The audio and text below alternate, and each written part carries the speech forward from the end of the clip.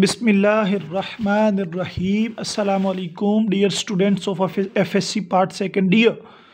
बच्चों, आज हम लोग बहुत ज़्यादा मुश्किल टर्म्स के बारे में डिस्कस करने जा रहे हैं जो आप लोगों ने पहले कभी नहीं देखी होंगी, और वो इंतहाई मुश्किल हैं, जैसा कि आपको बुक में ये सामने आपके दिखाई भी दे रही हैं।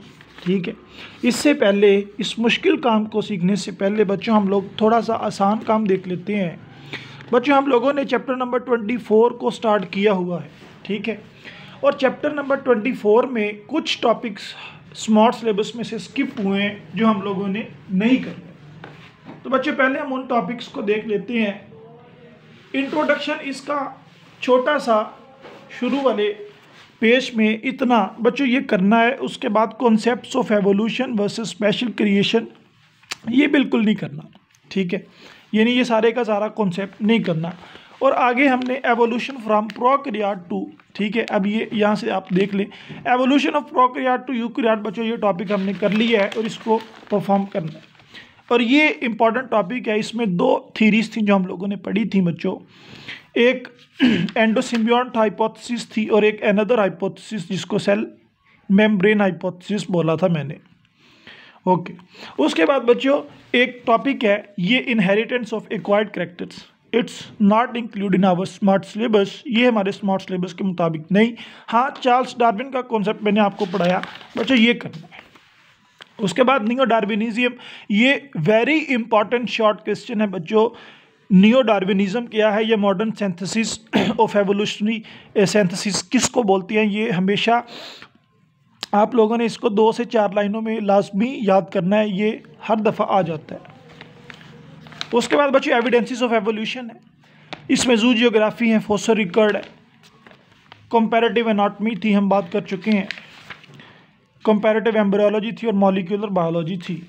हाँ, इसमें बच्चों ये वाला जो टॉपिक है ना, natural selection and artificial selection, ये नहीं करना। ठीक है, इससे आगे आपका जो टॉपिक है, अब बुक मुझसे अच्छी तरह से ये फोल्ड नहीं हो रही, ये बच्चों population, gene pool, allele and genotypic frequencies, ये टॉपिक है। हम इसके बारे में आज कुछ डिस्कस करेंगे बच्चों। इसके साथ ये वाला जो टॉपिक है ना, हार्डी-वेनबर्ग इक्विलिब्रियम या हार्डी-वेनबर्ग थ्योरम, ये आप लोगों के स्मार्ट सिलेबस में नहीं है।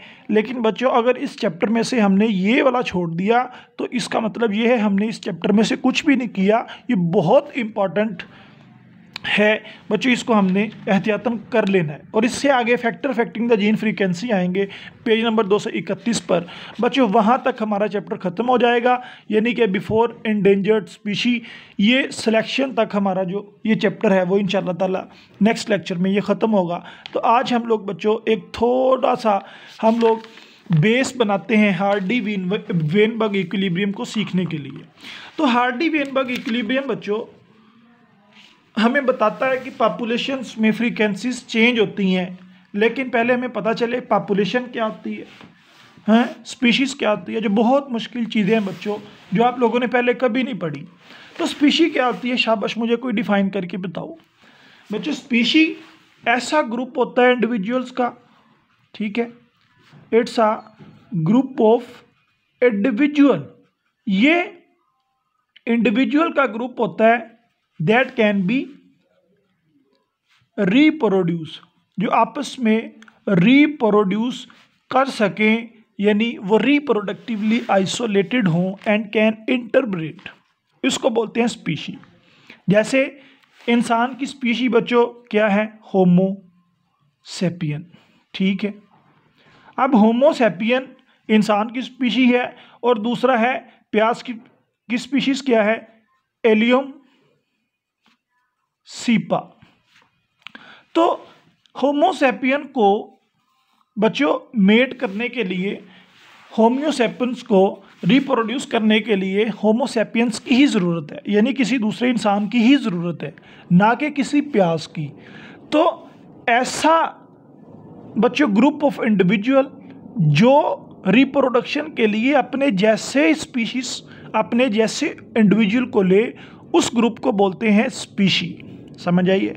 तो बच्चों अब फॉर एग्जांपल इंसान की एक स्पीशी है, उसमें 100 इंडिविजुअल्स हैं, या 100 ह्यूमंस हैं।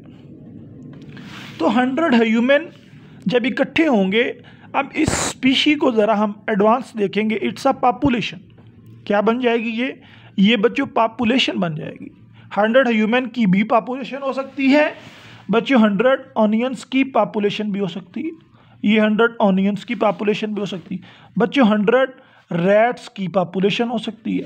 यानी पॉपुलेशन क्या है? Group of individuals which are reproductively isolated, वो भी रिप्रोडक्टिवली आइसोलेटेड ही होते हैं। ह्यूमन भी पॉपुलेशन है, ऑनियन भी पॉपुलेशन है, और ये बहुत सारी एग्जांपल इसकी आप लोग देख सकते हो।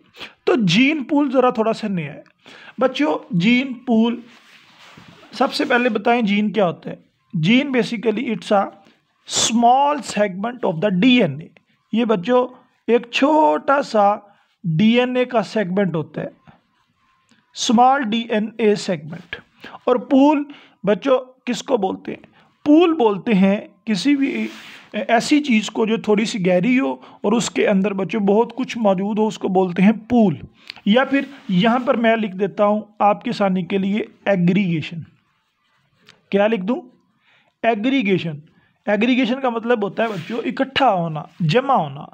तो जीन पूल ऐसा पूल जिसमें जीन्स इकट्ठे होते हैं, और समझ आइए, ऐसा पूल जिसमें जीन इकट्ठे होते हैं। मतलब बच्चों ये 100 इंडिविजुअल्स थे ना, 100 ह्यूमंस की पॉपुलेशन थी ना। अब 100 ह्यूमन की पॉपुलेशन में जितने जीन होंगे, टोटल जीन्स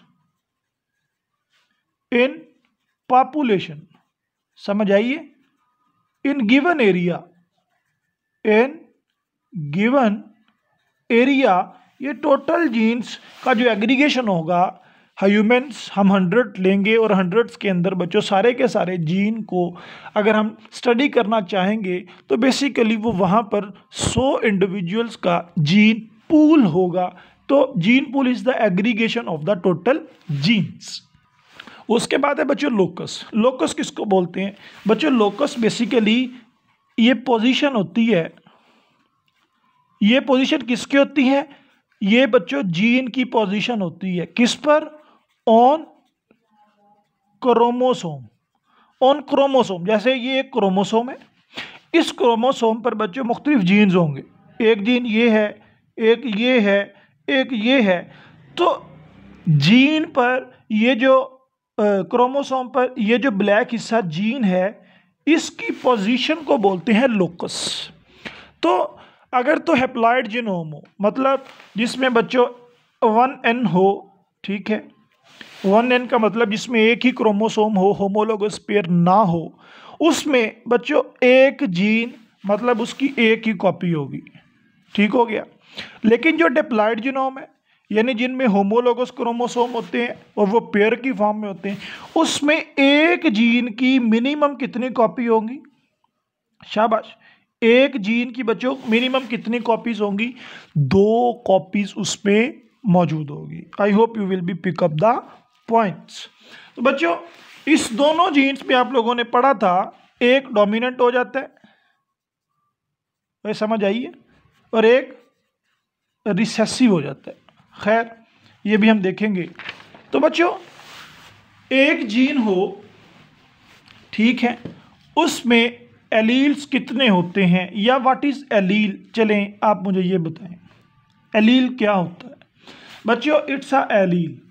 एलील क्या हो सकता है बच्चों? एलील अगर एक जीन हो, ठीक है, अगर एक जीन हो उसके 2 एलील्स होते हैं, एलील नंबर 1 और एलील नंबर 2। एक एलील बच्चों फॉर एग्जांपल कैपिटल ए, इसको हम शो करते हैं डोमिनेंट के साथ, और एक स्मॉल ए, इसको हम शो करते हैं रिसेसिव के साथ। तो जीन के अंदर 2 एलील्स, इसका मतलब क्या कि allele is the alternative form of the gene. ये एलील इसकी एक अल्टरनेटिव फॉर्म होगी, मतलब ये जीन के पास दोनों एलील्स हैं। अब दिल करे ये एक्सप्रेस हो जाए, दिल करे ये एक्सप्रेस हो जाए। नहीं समझ आई बच्चों? ये जीन है, इसकी 2 कॉपीज़ हैं। ये कैपिटल जो है इसको शो किया है डोमिनेंट के साथ। मतलब अगर डोमिनेंट है, फॉर एग्जांपल इसका मकसद ये है कि इसने एक फूल को पिंक कलर देना है। कौन सा? पिंक कलर देना है। और रिसेसिव का काम ये है कि इसने एक फूल को वाइट कलर देना है, वाइट कलर देना है। तो होगा क्या, ये वाला जो डोमिनेंट होगा वो अपने असर को शो करेगा और इस रिसेसिव को शो नहीं होने देगा। तो इसलिए बोला जाता है कि allele is the alternative form of the gene. तो अगर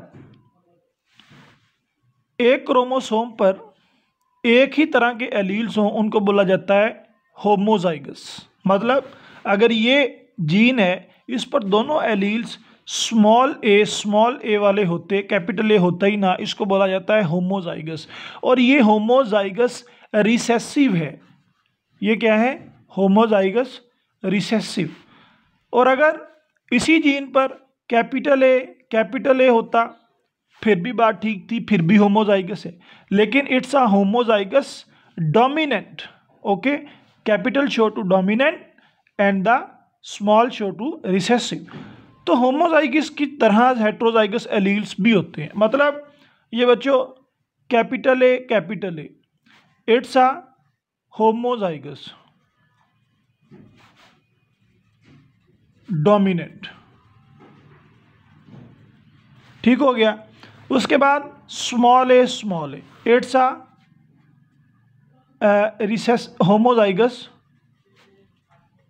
रिसेसिव। ये मैंने आपको ऊपर बताया, होमोजाइगस रिसेसिव। तो जब स्मॉल ए है होमोजाइगस, जब कैपिटल ए होमोजाइगस। लेकिन जब हो एक बड़ा और एक छोटा, बेसिकली इट्स अ हेटेरोजाइगस, इसको बोलते हैं हेट्रोजाइगस। बच्चों आप लोगों ने गैमीट्स फॉर्मेशन पढ़ी थी मैट्रिक में। ये एक पेरेंट है, फादर है, ये मदर है। फादर होमोजाइगस डोमिनेंट है, मदर होमोजाइगस रिसेसिव है। समझ आई? अब क्या होगा, ये बच्चों गैमीट्स फॉर्मेशन आपको आती है ना, वो मैं आपको सिखाऊंगा। इस फादर ने कैपिटल ए दिया, इसने स्मॉल ए दिया। तो अब होमोजाइगस डोमिनेंट होमोजाइगस रिसेसिव ने किसको बना दिया? हेट्रोजाइगस को। तो हेट्रोजाइगस एलील क्या होता है? जब 2 डिफरेंट फॉर्म्स एलील्स की मौजूद हों तो एक होता है फिक्स्ड एलील। फिक्स्ड एलील क्या होता है बच्चों? अगर फॉर एग्जांपल एक पॉपुलेशन है 100 फ्लॉट्स की और उसमें एक क्रोमोसोम है, क्रोमोसोम नंबर या हम ले लेते हैं उसमें एक जीन है, वो जीन है 12 नंबर, ठीक है, या 1 नंबर या 2 नंबर, कोई भी। उस 12 नंबर जीन पे काम है पिंक कलर देना। ठीक हो गया। अब एक फ्लावर को देखा, उसमें 12 नंबर जीन को देखा, उसका काम था पिंक कलर देना। और दूसरे फ्लावर को देखा, उसमें भी 12 नंबर जीन, उसका भी काम पिंक कलर। तीसरा देखा, उसमें भी 12, उसमें भी पिंक कलर। चौथा देखा बच्चों, हत्ता के 100 प्लांट्स देखे, उनमें जहाँ जहाँ पर जीन नंबर 12 प्रेजेंट था वहाँ वहाँ पे उनका कलर पिंक था। ऐसा एलील हो, ऐसा जीन हो, उसको हम बोलते हैं इट्स अ फिक्स्ड एलील। ये अब पॉपुलेशन में फिक्स हो चुका है, it will be never change. तो ये बच्चों हमने जो एक वाइड कॉन्सेप्ट पढ़ना है हार्डी-वेनबर्ग इक्विलिब्रियम का, ये उसके बारे में बातें सीखना ज़रूरी थी। और इंशाल्लाह कल हम उस हार्डी-वेनबर्ग इक्विलिब्रियम के बारे में सीखेंगे। आज तक के लिए इतना ही। अल्लाह हाफिज़। और बच्चों एक बात और, जो सैटरडे वाले दिन आप लोगों का टेस्ट होगा वो एवोल्यूशन पूरा, मतलब कि बिफोर हार्डी-वेनबर्ग इक्विलिब्रियम जहाँ तक हमने पढ़ लिया ये होगा। और सिर्फ बच्चों इसमें शॉर्ट क्वेश्चंस ही आते हैं और लॉन्ग भी है वैसे इसमें, तो इसमें लॉन्ग भी आएंगे और शॉर्ट क्वेश्चन भी आएंगे। अल्लाह हाफिज़, अस्सलाम वालेकुम।